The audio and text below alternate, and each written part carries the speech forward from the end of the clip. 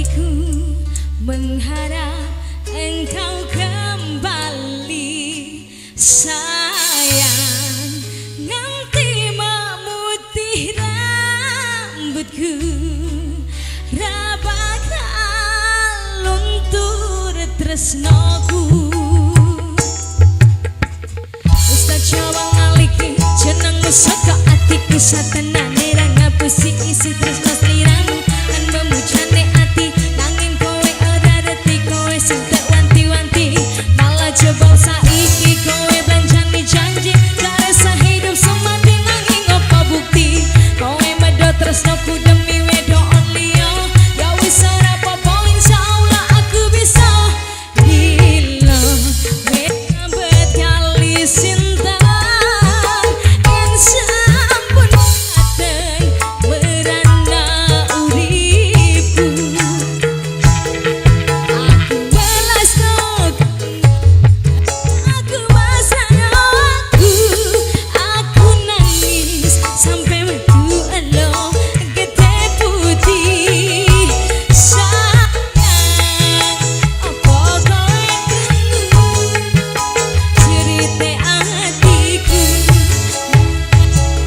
engkau kembali sayang, nanti memutih rambutku, rabakal luntur tresnoku.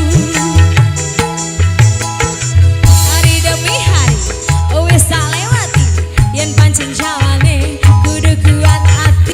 Ibaratnya sego wis tak dibubur, tresno encen iki ora bakal luntur. Tresno awakku ora ono liyane, sing dadi penggantimu wis tanggung awak.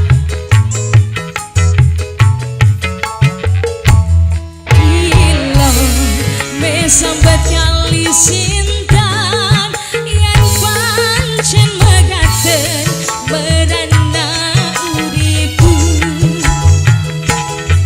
Aku balas no Kang Mas, aku masrah aku nangis sampai metu elo gede putih.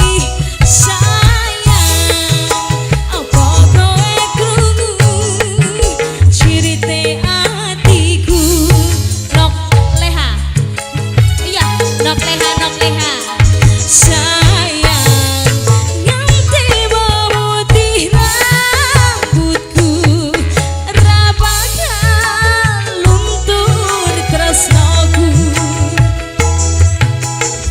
Ustaz Jawa ngaliki jenengmu saka atiku, satenane ra ngapusi isi tresno sliramu. Kang memujane ati nanging kowe ora reti, kowe sing wanti-wanti malah jebol saiki. Kowe banjani janji karesa hidup semati nanging apa bukti?